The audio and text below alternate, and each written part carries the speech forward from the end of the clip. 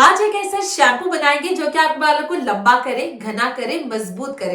तो अगर आप भी चाहते हैं कि आपके बाल 10 गुना तेजी से बढ़े तो आज की वीडियो आपको देखनी ही चाहिए। लेकिन आज मैं आपको ऐसे 10 एंटी हेयर फॉल शैम्पू नहीं बताने वाली, क्योंकि सच्चाई ये है कि शैम्पू आपकी हेयर ग्रोथ कर ही नहीं सकता। शैम्पू का काम सिर्फ आपके स्कैल्प को और आपके हेयर को क्लीन रखना होता है। तो जो आपको समझने की बात है वो ये है कि कैसे घर बैठे बैठे ऐसा एक शैम्पू बना लिया जाए जो कि आपके स्कैल्प को भी क्लीन करे, साथ ही साथ हर एप्लीकेशन में आपके बालों की ग्रोथ भी बढ़ाता रहे। और मैं ये सारी बातें दावे से इसलिए कह सकती हूँ क्योंकि मैंने आज तक हजारों की तादाद में पेशेंट्स को उनके हेयर के लिए ट्रीट किया है और उनको अपने आइडियल बाल पाने में मदद करी है। तो अगर आप भी चाहते हैं मुझसे 1-to-1 कंसल्टेशन है ना, तो नीचे लिंक आपको मिल जाएगा। अब चल के देख लेते हैं किस तरीके से शैम्पू को बनाना है। आज के शैम्पू में हम बात करेंगे शैम्पू को बनाने का तरीका, उसको पीएच के बैलेंस करने का तरीका। काफी लोग पीएच को बैलेंस नहीं कर पाते, साथ ही साथ किस तरीके से इसको यूज करना है ये भी मैं आपको बताने वाली हूँ। तो without wasting any time let's div into the remedy. आज मैं आप लोगों के लिए लेकर आई हूँ एक बहुत ही जबरदस्त बल्कि दुनिया का बेहतरीन प्याज का शैम्पू बनाने की रेसिपी। क्योंकि प्याज एक ऐसी चीज है जो कि आपके बालों की हर प्रॉब्लम को खत्म करने की सलाहियत रखता है। साथ ही साथ इस वीडियो में मैं आप लोगों को पीएच लेवल चेक करने का तरीका भी बताऊंगी। काफी मेरी प्यारी यूट्यूब फैमिली के लोग परेशान होते हैं कि पीएच लेवल तो आपने चेक करना बताया नहीं, तो आज वो परेशानी भी आपकी दूर हो जाने वाली है। मैं इस शैम्पू में कोई भी आर्टिफिशियल कलर का यूज नहीं करने वाली और ये शैम्पू ऐसे बनेगा कि इसमें आपको प्याज की स्मेल बिल्कुल भी नहीं आएगी, बल्कि इसमें कुछ ऐसे इंग्रेडिएंट यूज होंगे जो कि शैम्पू में उल्टा और ज्यादा अच्छी सी खुशबू छोड़ के जाएंगे। बालों की ग्रोथ और बालों का सिल्की, शाइनी और घना वॉल्यूमिनस होने के जो एक तरीका है वो है प्याज, और इसको देख के जो रिजल्ट्स है वो हैरान कुन रिजल्ट्स हैं। ये आपके बालों के गिरने झड़ने का कुदरती नेचुरल घरेलू इलाज है। प्याज की क्या एडवांटेजेस है ये मैं आगे वीडियो में आपके साथ शेयर करती रहूंगी। और ये जो प्याज का शैम्पू हमने बताया है ना, ये इतना लाइट वेट है कि आप इसको एज अ हैंड वॉश भी यूज कर सकते हैं। वीडियो स्टार्ट करें उससे पहले अगर आप चैनल पे न्यू है तो इसे सब्सक्राइब कर लीजिए और बेल नोटिफिकेशन भी ऑन कर लीजिए ताकि आपको मेरी हर आने वाली यूजफुल वीडियोस की नोटिफिकेशन आपको मिल सके। और इस वीडियो को एक लाइक भी जरूर कीजिएगा और दूसरों के साथ शेयर भी जरूर कीजिएगा। तो चल के इस रेसिपी को स्टार्ट करते हैं। इस रेसिपी के लिए सबसे पहले मैंने 2 मीडियम साइज लाल प्याज, सुर्ख प्याज या रेड अनियन ले लिए हैं।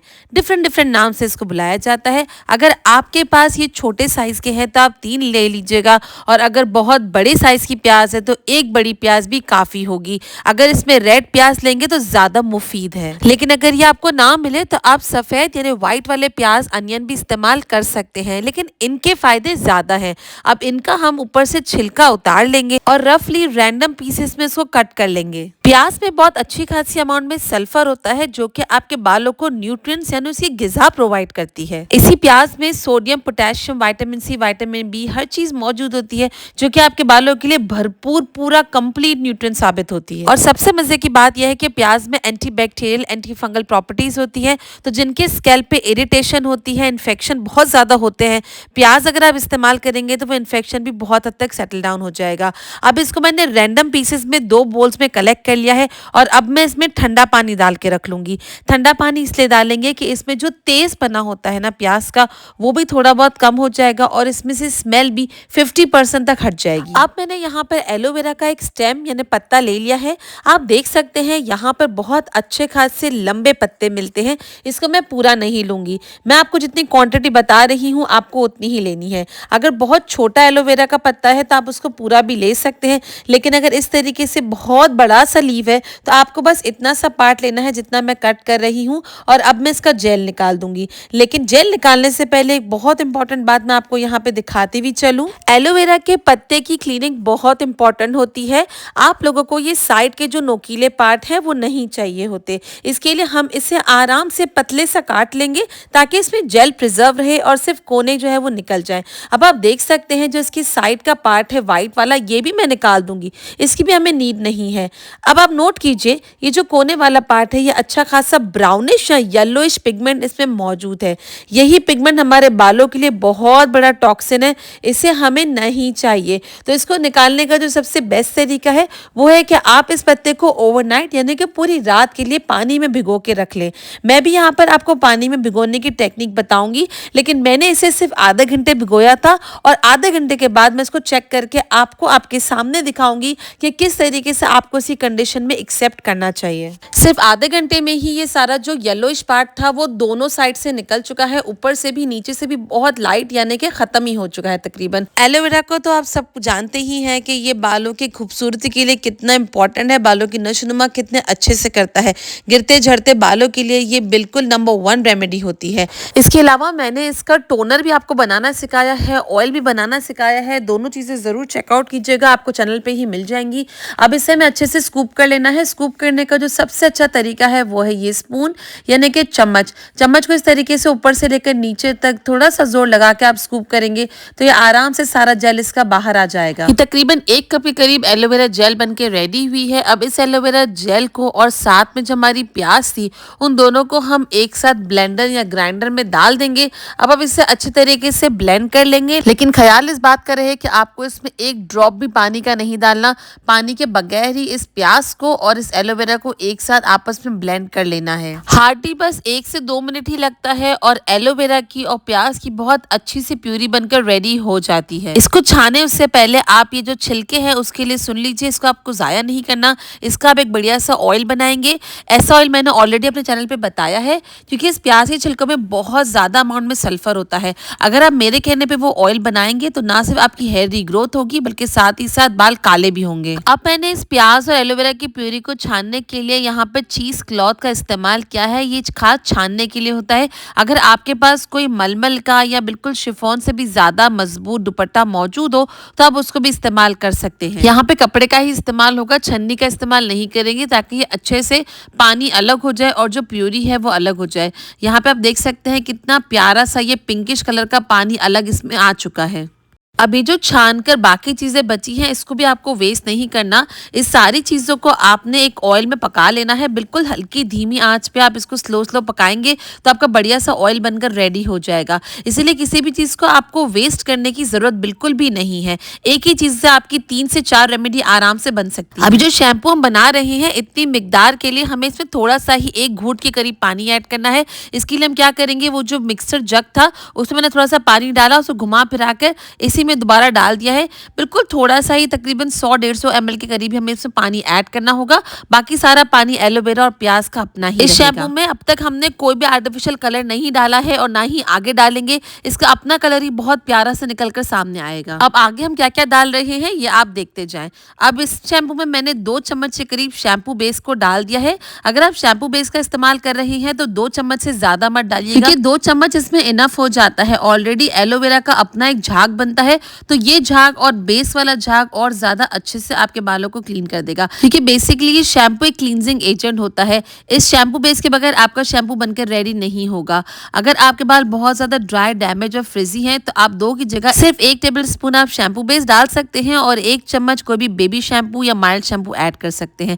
अब काफी लोग ये पूछते हैं कि अगर हमारे पास शैम्पू बेस नहीं है तो क्या हम रेगुलर अपना वैसा शैम्पू डाल सकते हैं जो कि हम यूज कर रहे हैं। तो अगर आपके पास शैम्पू बेस नहीं है तो जो अमाउंट आपको शैम्पू बेस की बताई जा रही है ना, जैसे 2 चम्मच शैम्पू बेस बोले हैं, तो उसका डबल अमाउंट आप रेगुलर शैम्पू यूज करेंगे। अगर यहाँ पे 2 चम्मच है तो 4 चम्मच आप रेगुलर शैम्पू डाल सकते हैं। इससे अच्छे से मिक्स कर लेंगे ताकि शैम्पू बेस अच्छे से इसमें सेटल होने लगे और इससे आधे घंटे के लिए आपको साइड में करके रख देना है। अब दूसरी तरफ मैंने एक छोटा सा बोल ले लिया है, इसमें मैं डालूंगी ग्लिसरीन।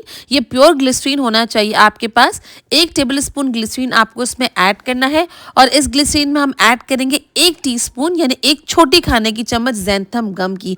ज़ैंथम गम यूजुअली खानों की चीज़ों में भी इस्तेमाल किया जाता है और जो हमारे हेयर प्रोडक्ट्स होते हैं उसको गाढ़ा करने के लिए भी यूज़ किया जाता है। अगर आपके पास ज़ैंथम गम नहीं है तो आप CMC पाउडर भी ऐड कर सकते हैं। ये दोनों चीज़ें ऐसी है जो कि आपके प्रोडक्ट्स को गाढ़ा करने में हेल्प करती हैं। 1 टेबल स्पून ग्लिसरीन में 1 टीस्पून हमें ज़ैंथम गम ऐड करना है। अच्छे से इसको मिक्स करेंगे और जो हमारा शैम्पू हमने बनाया था उसमें ऐड कर देंगे। ये आपके शैम्पू को अच्छा खासा थिक करने में मदद करेगा।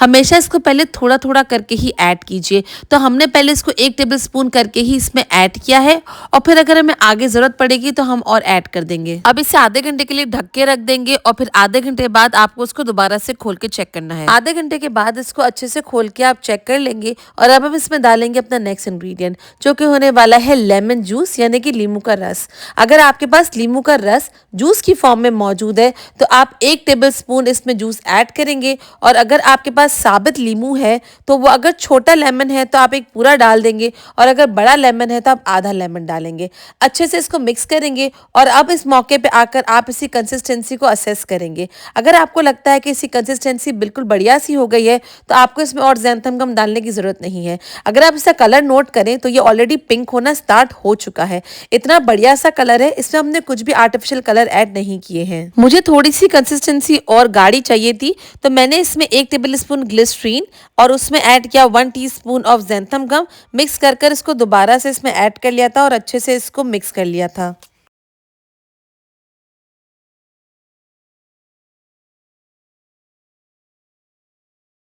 जिन लोगों को इसको प्रिजर्व करना है लंबे टाइम के लिए वो इस स्टेज पे सोडियम बेंजोएट की 1 टीस्पून ऐड कर सकते हैं। आप देख सकते हैं कि इतनी अच्छी खासी झाग यहाँ पे बनकर रेडी हो चुकी है।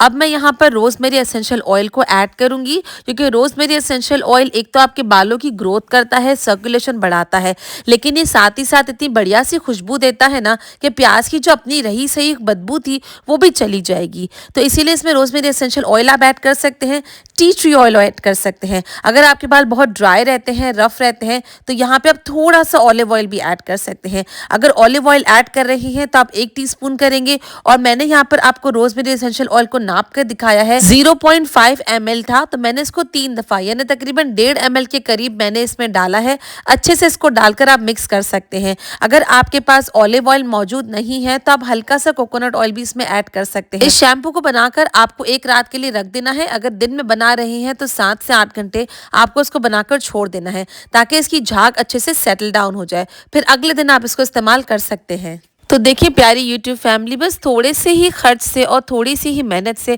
कितना ज़बरदस्त सा हमने रेड अनियन शैम्पू बन के रेडी कर दिया है।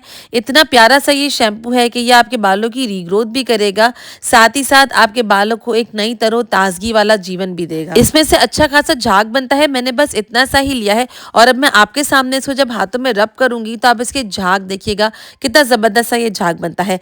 ये शैम्पू बनाने के बाद आपको इसमें मजीद और कुछ भी ऐड करने की ज़रूरत नहीं है। सिर्फ आगे जाके हम इसका पीएच लेवल चेक करेंगे। वंस अगर पीएच सेट है तो you are good to use this one. एक बहुत ही प्यारी मेंबर का मैसेज आया था कि उनके बाल बिल्कुल झड़ गए हैं मार्केट के शैम्पू यूज करके। तो मैं आप लोगों को यही सजेस्ट करूंगी कि जो मेरे मेंबरशिप वाले शैम्पू है ना, जहाँ पे मैंने होममेड शैम्पू भी बताया है और मार्केट वाला कौन सा शैम्पू आपको यूज करना चाहिए उसके भी सारे इंग्रेडिएंट्स की लिस्ट आपको शेयर करी है। आप अगर मेंबरशिप ज्वाइन कर सकते हैं तो आप वही वाले शैम्पू यूज कीजिए, लेकिन अगर किसी वजह से मेंबरशिप नहीं ज्वाइन कर सकते तो कोई प्रॉब्लम नहीं है, फिर आप ये वाला शैम्पू यूज कीजिए। इसको आप किसी भी कांच के कंटेनर में सेव करेंगे, स्टोर करेंगे तो ज्यादा बेहतर है। अगर आपको इसको फौरन इस्तेमाल करना है तो आप प्लास्टिक के कंटेनर में कर सकते हैं इसको स्टोर, लेकिन अगर आप उसको लॉन्ग टर्म चलाना है तो जितना ग्लास का कंटेनर होगा उतना ज्यादा बेहतर है। मैंने बाकी सारा इस ग्लास के कंटेनर में डाल दिया था और थोड़ा सा जो मुझे 1 हफ्ते चल जाएगा वो मैंने इस तरीके से पंप बॉटल में डाल दिया था। इस पंप बॉटल से आसानी से ये निकल आता है और आपके यूजेज में भी बहुत ईजी रहता है। मैं आपको पीएच लेवल चेक करने का बताऊं उससे पहले आप जरा ये फोम देख लीजिए।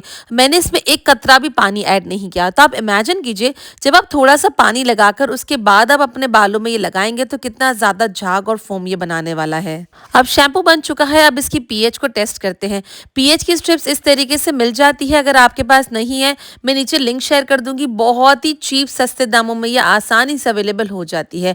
अब ये जो बालों की पीएच होती है ना, आपको रखनी होती है 4.5 से 5.5 के बीच में। मेरे पास यहाँ पर अगर उसका स्क्रीनशॉट होगा तो मैं यहाँ पे अटैच कर दूंगी। 4.5 से 5.5 आप देख सकते हैं।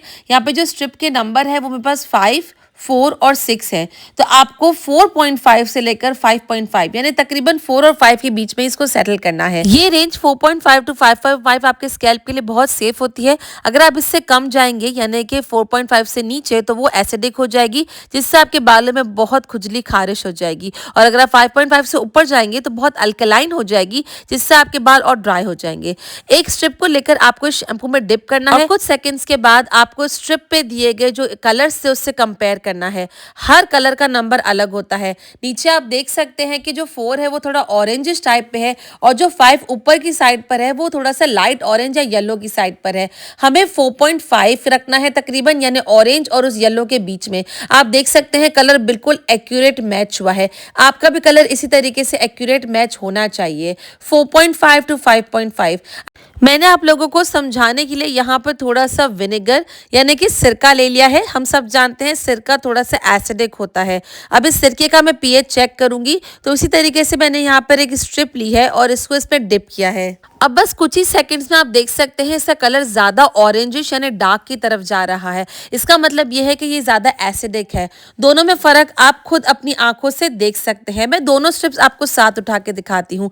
ये वाली जो ऑरेंजिश डार्किश साइड वाली है ये एसिडिक है, क्योंकि ये हमने विनेगर में देखी थी। और जो दूसरी आप मेरे सीधे हाथ पे देख रहे हैं ये लाइट वाली है, यानी ये शैम्पू की थी। ये बहुत ज्यादा एसिडिक भी नहीं है और बहुत ज्यादा बेसिक भी नहीं है। आप स्ट्रिप के साथ इस तरीके से कंपेयर भी कर सकते हैं। आपके पास भी जो स्ट्रिप्स होंगी उसमें नंबर्स भी होंगे और कलर्स भी होंगे, उस हिसाब से आपको इससे मैच करना है। अगर आप लोगों को कोई भी कंफ्यूजन होती है तो feel free to comment down below. मैं आप लोगों की मदद करने की पूरी कोशिश करूंगी। रात भर गुजरने के बाद आप देख सकते हैं कि इसका झाग सेटल हो गया है और अब सिर्फ ये खूबसूरत सा पिंक शैम्पू बनके रेडी है। इस शैम्पू को हफ्ते में आपको 2 से 3 दफा इस्तेमाल करना ही है। आप अगर हफ्ते में 3 दिन अपने बालों को वॉश करते हैं तो कम से कम 2 दफा ये वाला शैम्पू जरूर इस्तेमाल कीजिएगा। इसमें अच्छा खासा झाग बनता है, तो आप अगर तेल भी लगाए हुए हैं तो वो तेल भी आसानी से ये निकाल देता है, कोई भी टेंशन की बात नहीं होती।